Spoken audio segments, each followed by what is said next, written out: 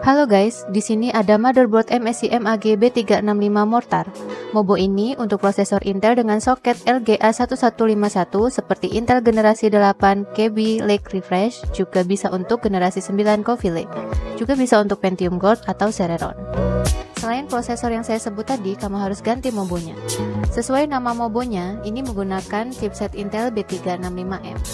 Size mobo ini adalah micro ATX, jadi harus menggunakan casing micro ATX atau ATX. Kalau di casing mini ATX tentu nggak akan muat.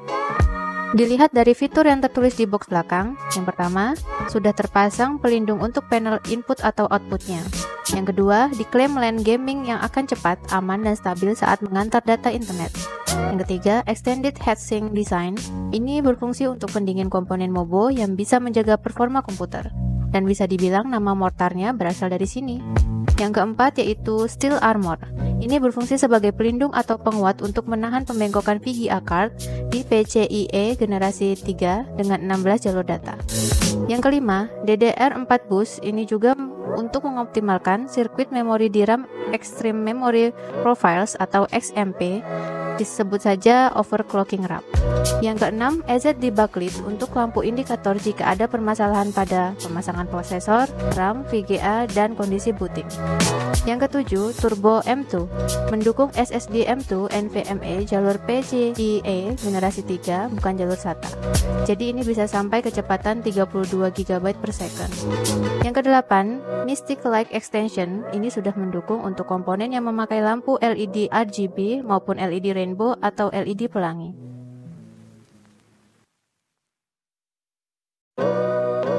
Oke, kita unboxing dan lihat apa aja isinya.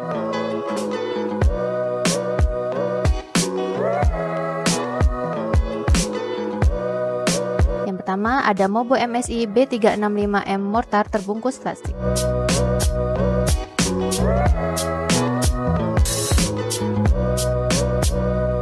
Selanjutnya yang kedua, baut 8,5H untuk kunci SSD di slot M2 terbungkus plastik. Yang ketiga, stiker MSI terbungkus plastik. Yang keempat, DVD driver Mobo terbungkus amplop kertas. Yang kelima, kartu ucapan terima kasih dari MSI sebagai kartu registrasi produk di website MSI. Yang keenam, ada petunjuk singkat instalasi komponen atau hardware.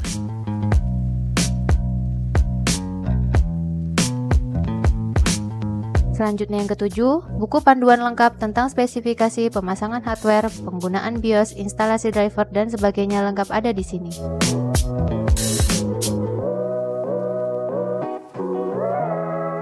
Yang kedelapan, ada kabel tambahan untuk konektor lampu LED RGB sepanjang 80 cm terbungkus plastik.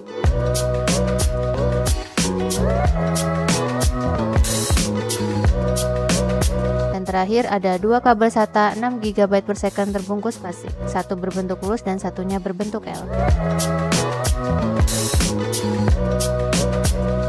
Nah, berikutnya kita lihat komponen yang ada di motherboardnya. 1. CPU power ada 1 untuk tenaga prosesor.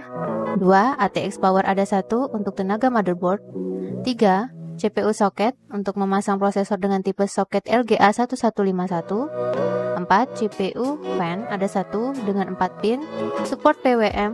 PWM itu kemampuan merubah daya voltage otomatis oleh sistem. Yang kelima ada slot RAM berjumlah 4 buah dengan kecepatan maksimum 2666 MHz, support dual channel dan XMP. Untuk pemasangan RAM harus dimulai dari DIMA 2 dulu ya. Dan yang keenam ada sistem fan, ada 2 dengan 4 pin, support PWM dengan output 12 volt. Yang ketujuh ada EZ the backlit sebagai lampu indikator jika ada permasalahan di prosesor, VGA, RAM, atau di bootingnya. Yang kedelapan, konektor USB 3.0 bisa untuk 2 jalur yang pada umumnya ke front panel casing. Kesembilan, slot M2 ada 1 menggunakan jalur PCIe 3.0 melalui 4 jalur data. Kalau di sini kamu pasang SSD M2 jalur SATA, maka port SATA 1 secara otomatis tidak akan berfungsi. Yang ke-10 ada SATA dengan kecepatan 6 GB per second, memiliki slot sebanyak 6 buah, 4 menghadap ke samping dan 2 ke arah depan. Yang ke-11 ada front panel berjumlah 2. Front panel pertama untuk menyalakan dan reset PC. Front panel kedua untuk buzzer dan speaker indikator. Speaker indikator memberikan kode berupa bunyi jika ada error. Front panel 2 ini boleh dipasang atau boleh tidak karena sudah ada IZ debug LED sebagai indikator permasalahan. Yang ke-12, ada konektor lampu LED rainbow atau pelangi ARGB, ada 1 dengan 3 pin.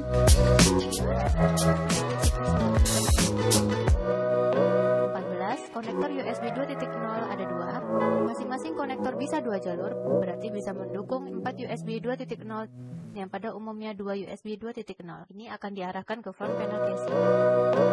15 konektor paralel port ada 1.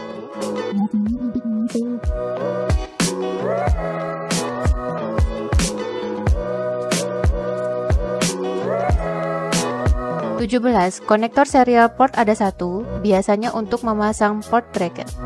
Kalau tadi ada port paralel, nah ini yang port serial. Data yang ditransfer melalui konektor ini lebih sedikit daripada konektor port paralel.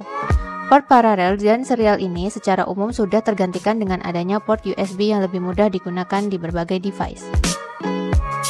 18. Konektor lampu LED RGB ada 1 dengan 4 pin. 19. Konektor audio jack ada 1 yang umumnya diarahkan ke front panel casing. 20. Konektor PCIe 3.0 dengan 1 jalur data ada 2. 21. Konektor TPM ada 1 untuk memasang chip yang memberikan perlindungan tambahan pada hardware. Yang terakhir 22. Konektor PCIe 3.0 dengan 16 jalur data ada 1.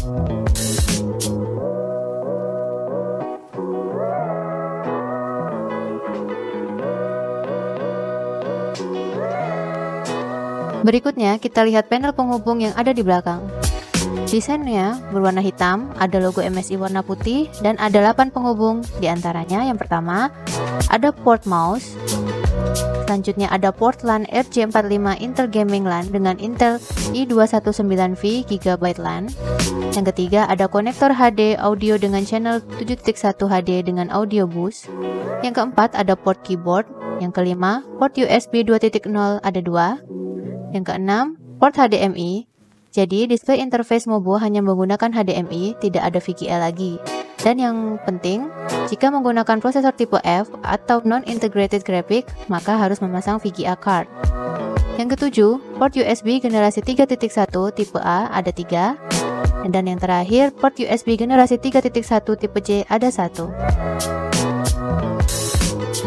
Jika kamu membeli Mobo, alangkah baiknya kamu cek Qualified Vendor List atau QVL-nya untuk melihat seri hardware yang berjalan baik di Mobo tersebut. Ya, meskipun tidak semua seri hardware tertulis di QVL karena banyaknya seri baru dan belum sempat dites oleh pabriknya, saran saya ikuti QVL atau forum Mobo tersebut atau pilih brand yang benar-benar menjaga mutu produknya. Link untuk lihat QVL Mobo ini saya taruh di deskripsi. Kita lihat seperti ini tampilan BIOS Mac W365M Mortar. Untuk video setting instalasi Windows 10 pada BIOS ini saya taruh linknya di pojok kanan atas dan di deskripsi. Saya akan membuat review pemakaian produk ini setelah digunakan selama 1 tahun, 2 tahun, 3 tahun, dan seterusnya. Jika nanti ada kerusakan produk, kamu bisa ikuti perkembangannya di channel ini. Seberapa awetkah Mobo MSI MAG B365M Mortar dengan pemakaian saya, yang kira-kira 180 jam per bulan? Terima kasih sudah menonton video saya. Kamu bisa tanya atau sharing di kolom komentar, dan sampai jumpa di video berikutnya.